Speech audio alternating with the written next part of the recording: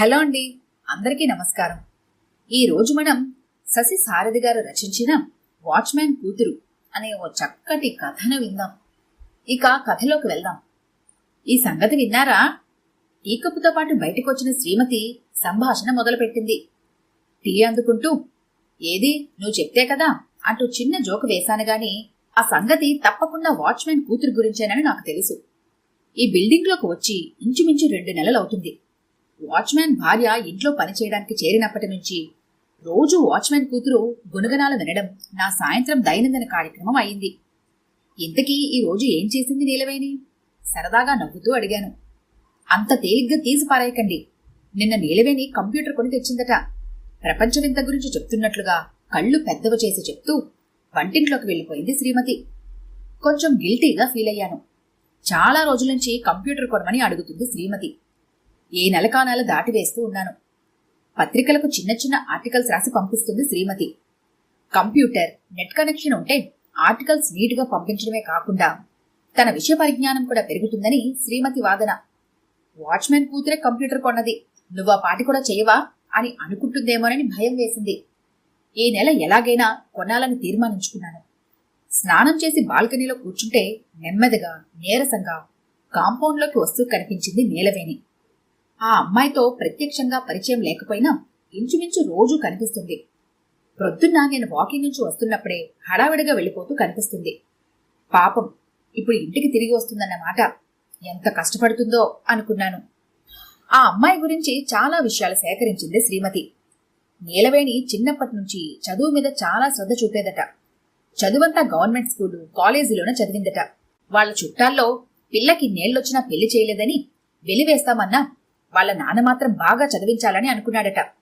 అలాగే నీలవేణి బాగా చదువుకొని ఉద్యోగం సంపాదించుకుందిట. 2 నెలల నుంచి నాకు రోజు నీలవేణి గురించి ఏదో ఒక విషయం తెలుస్తూనే ఉంది. భోజనాల సమయంలో కూడా నీలవేణి గుణగణాలు ఏకరవ పెడుతున్న శ్రీమతితో ఇంతకీ ఏ కంపెనీలో చేస్తుంది యథాలాపంగా అడిగాను. నేను ఆ విషయం కనుక్కున్నానులేండి అంటూ ఒక కంపెనీ పేరు చెప్పింది శ్రీమతి. అరే, అది నా ఫ్రెండ్ శ్రీనివాస్ పనిచేస్తున్న కంపెనీయే. శనివారం వీలు చూసుకొని వాడిని కనుక్కోవాలని అనుకున్నాను. ఏదో ఆ అమ్మాయి గురించి కూపీ లాగదామని కాదు గాని శ్రీనివాస్కి ఆ అమ్మాయిని పరిచయం చేస్తే కొంత సహాయం చేసినట్లవుతుందని అనుకున్నాను. శనివారం ఆఫీస్ నుంచి శ్రీనివాస్ ఆఫీస్కి వెళ్లాను. కానీ అక్కడ నీలవేణి అనే అమ్మాయి పనిచేయడం లేదని తెలిసి షాక్ తిన్నాను. ఏదో పొరపాటు జరుగుంటుందని వాడితో అని కొంచెంసేపు పిచ్చాపాటి మాట్లాడి బయటపడ్డాను. అప్పటి నుంచి మనసులో ఒకటే ఆలోచన పురుగులా దొలిచేస్తోంది. ఎందుకు అమ్మాయి అబద్ధం చెప్పి తల్లిదండ్రులు మోసం చేస్తుంది? ప్రొద్దున్నే వెళ్లి రాత్రి వరకు ఏం చేస్తుంది? ఎక్కడ ఉంటుంది? కంప్యూటర్ ఎలా కొనగలిగింది? అన్నీ జవాబులేని ప్రశ్నలే. ఏమైనా చెయ్యకూడని పనులు చేస్తుందా? వద్దనుకున్న మనసు ఆ వైపే ఆలోచించడం మొదలుపెట్టింది. ఇంటికి చేరేసరికి శ్రీమతి ఈ సంగతి విన్నారా అంటూ ఎదురు కాలేదు. ఏం జరుగుంటుందా అని లోపలికి వెళ్తే నీలవేణి అక్కడే ఉంది. వాళ్ళమ్మకు ఒంట్లో బాగాలేదని ఆఫీస్ నుంచి వచ్చాక ఇక్కడ పని చేయడానికి వచ్చింది. చూడండి ఎంత బాధ్యత తెలిసిన అమ్మాయో. శ్రీమతి అభిమానం చాలా సంపాదించింది ఆ అమ్మాయి. అసలు విషయం తెలిస్తే చాలా బాధపడదాది అనుకున్నాను మనసులో. అంతలో శ్రీమతి, ఏమండి, నీలవేణి పనిచేసే ఆఫీసులోనే కదా శ్రీనివాస్ చేస్తున్నాడన్నారు, కలిసారా అని అడిగింది. ఆ, కలిశాను అన్నాను. అప్పుడే టీ తీసుకుని వస్తున్న నీలవేణి ముఖం రంగు మారినట్టు అనిపించింది. చెప్పిన అబద్ధం తెలిసిపోయిందని అనుకున్నాను. ఏమండి, శ్రీనివాస్కి నీలవేణి గురించి చెప్పారా? ఏంటి, ఏం మాట్లాడరేంటి గట్టిగా అడిగింది శ్రీమతి. టీ కప్పులు ట్రే సెంటర్ టేబుల్ మీద పెడుతూ, మేడం, మీతో ఒక సంగతి చెప్పాలి అంటూ సన్నగా మొదలుపెట్టింది నీలవేణి. ఏంటి అన్నట్టు చూసింది శ్రీమతి. నేను మీకు చెప్పిన కంపెనీలో పనిచేయడం లేదు మేడం. నెమ్మదిగా అసలు విషయం బయటపెట్టింది. అలాగా? మరి అలా ఎందుకు చెప్పావు? తెల్లబోతూ అడిగింది శ్రీమతి. ముందు మీరు కూర్చోండి మేడం అంది. నేను కూడా నీలవేణి చెప్పే సమాచారం వినడానికి కుతూహలంగా కూర్చున్నాను. నేను ఉద్యోగం చేస్తున్నానని చాలామంది నాకు పొగరు ఎక్కువని అనుకుంటారు. కానీ నాకు ఎవరితోనూ మాట్లాడడానికి టైం దొరకదు. అందుకే ఎవరితోనూ ఎక్కువగా మాట్లాడను. మీరు నేను ఉద్యోగం చేస్తున్నానని చాలా సరదా పడుతున్నారని తెలుసు. అందుకే మీరు అడిగినప్పుడు ఏదో నా నోటికొచ్చిన కంపెనీ పేరు చెప్పాను. నా దురదృష్టం అది సార్ ఫ్రెండ్ ఆఫీస్ అయింది అంటూ ఆగింది. ఇంతకీ నువ్వేం చేస్తున్నావు? అంత అబద్ధం చెప్పాల్సిన అవసరం ఏమొచ్చింది? కొంచెం కరుగ్గానే అడిగింది శ్రీమతి.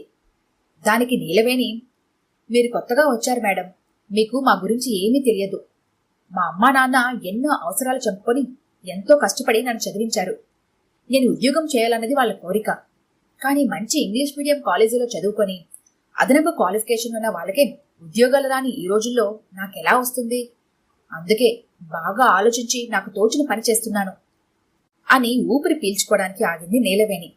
నీలవేణి చెప్పబోయే విషయం కోసం ఆసక్తిగా ఎదురుచూస్తున్నాం నేను శ్రీమతి. 2 వీధుల అవతల సాయి ఎన్క్లేవ్ అనే అపార్ట్మెంట్స్ ఉన్నాయి కదా అంది నీలవేణి. అవును, అవి చాలా ఖరీదైన అపార్ట్మెంట్స్. దాంట్లో అద్దె 10,000 నుంచి 15,000 వరకు ఉంటుందని వినికిడి.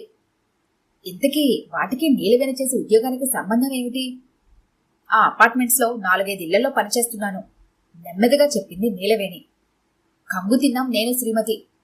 ఏమిటి? ఇద్దరం ఒకేసారి ఆశ్చర్యంగా అడిగాం.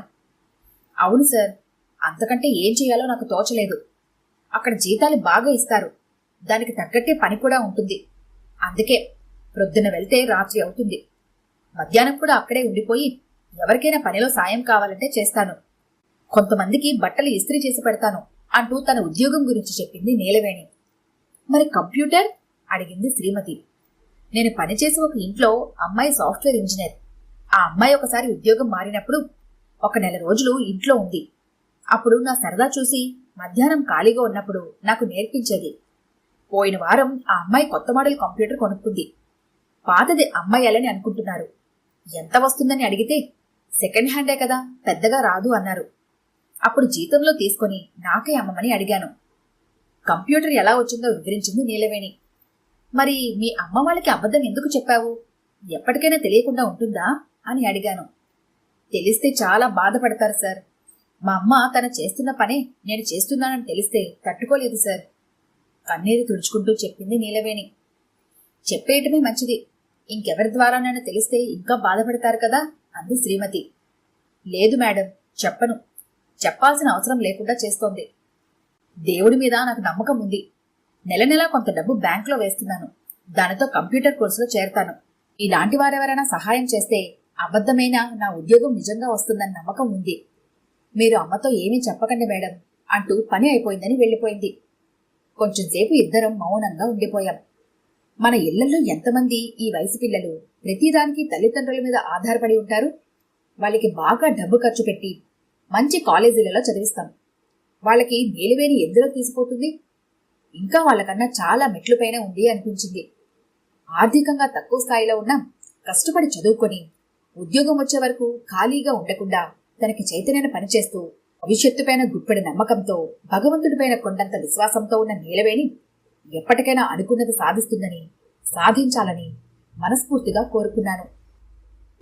ఈ కథ కనుక మీకు నచ్చినట్లయితే లైక్ చేయండి, షేర్ చేయండి. మరిన్ని ఇంట్రెస్టింగ్ కథల కోసం మా ఛానల్ని తప్పకుండా సబ్స్క్రైబ్ చేసుకోండి.